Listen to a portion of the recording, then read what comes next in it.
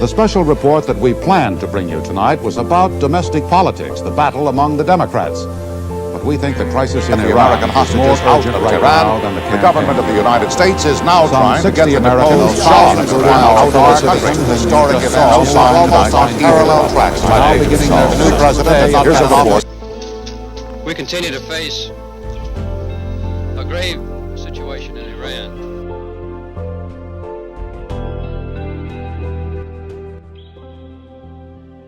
The Iran hostage crisis had happened after the Islamic Revolution, with the overthrowing of the Pahlavi dynasty. The mullahs, being anti-government, were sidelined by the Pahlavi dynasty. The Shah deliberately reduced their power, the power that allowed them to receive an excessive amount of money from the government. This, of course, caused increasing resentment. The crisis is credited towards Ayatollah Khomeini, some even speculating that it would not have even happened without Ayatollah Khomeini, including Ambassador Marilyn McCaffey. The revolution in Iran would not have happened without the Ayatollah Khomeini. The most senior religious figures were called Ayatollahs. They wore different colored turbans. Each turban had a different meaning, such as a black turban meaning that you had family descent from Muhammad, while a white turban indicated that you did not. Khomeini wore a black turban. He had a following that he acquired from his political activism, yet he was not the most revered. The Shah did not approve of Khomeini's following, so he sought for ways to rid it. The Shah decided to contact his friend Saddam Hussein in Iraq and ask him to accept him in Iraq to diminish his influence in Iran. A major factor in the crisis was Khomeini's being in Paris. So he ended up in Paris. And that, more than anything else, was the cause of the revolution. Because in Paris, Ayatollah Khomeini attracted the attention of the international press. And he was able to develop this extensive support. As he had managed to get the international media to display interest in him, he continued his anti-Shah preachings that eventually reached Iran. Ayatollah Khomeini's now larger influence caused a mass inspiration to begin the revolution that resulted in the Iran hostage crisis. The preachings had mobilized groups from inside Iranian government to begin plottings of ways to gather more attention towards Khomeini. I was assigned in Washington, and this was after I left Iran. Because of my Iran experience, then I went to Washington, and my assignment was on what we call the Iran desk. The desk that you have Egypt desk, Morocco desk. This was the Iran desk, meaning all of the officers that were assigned to follow work, assist the embassy, and assist both sides, the government and those who are in the embassy, with everything concerning that country. So I was working on Iran, and I noticed you could see parades of protesters against the Shah going down Pennsylvania Avenue. That was de rigueur.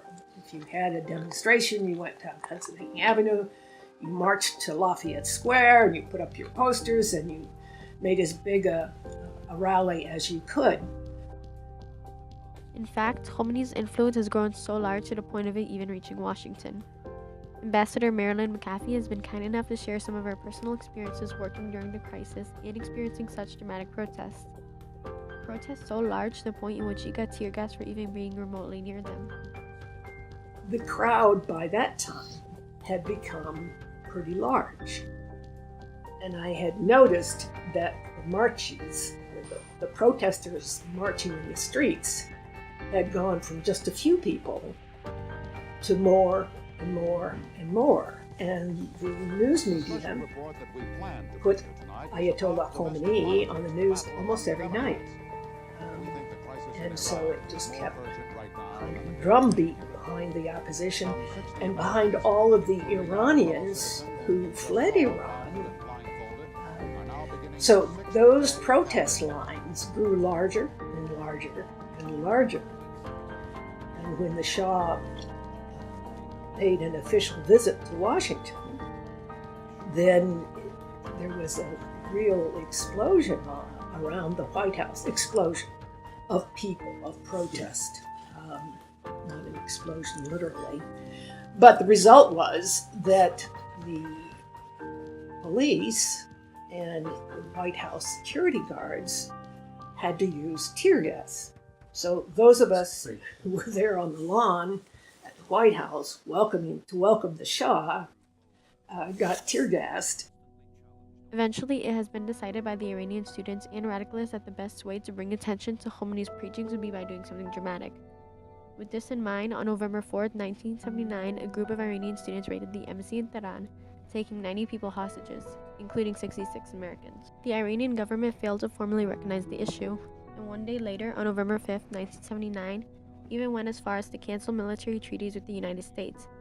The cancellation meant an exclusion for American or Soviet military meddling. In response to this, former President Carter sent two men, former Attorney General Ramsey Clark along with Senate Intelligence Committee Director William Miller, to negotiate hostage release, yet Ayatollah Khomeini refused to meet with them. President Carter eventually began to take drastic steps in an attempt to, allegedly, warn Iran. These actions included the deportations of numerous Iranians, canceled oil imports from Iran, and around 8 billion Iranian assets to be frozen. Due to the Iranian government's failure to formally recognize the issue and take action against the abductors, there was little to do on behalf of President Carter in the U.S. government.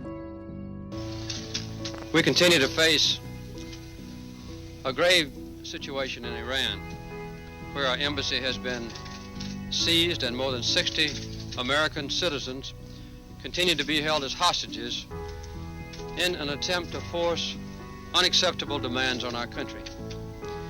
We're using every available channel to protect the safety of the hostages and to secure their release. The students' demands included a banning of the Shah from the United States, for the Shah to return to Iran, for America to issue an official apology for their meddling with Iran, and for a complete ceasing in Iranian affairs. President Carter saw the demands as unmeetable, and rather than focusing on such demands, the U.S. issued a secret operation titled Eagle Claw. While rescuers managed to enter Iranian borders, due to the lack of helicopters, the mission was an utter failure.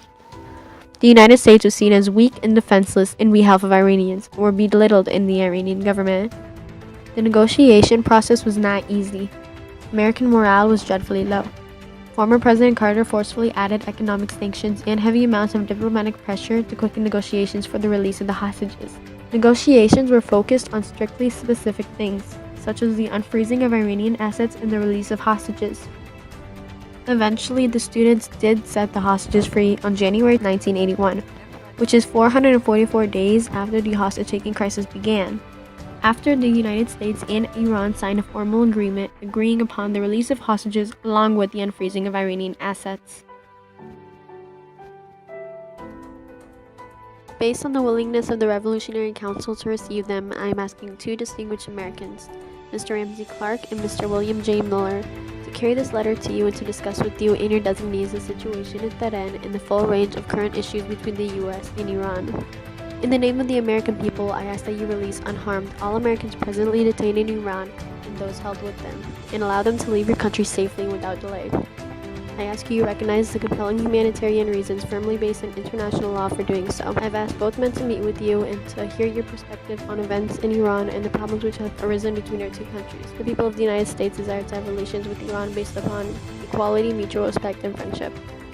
They will return to me immediately upon their return.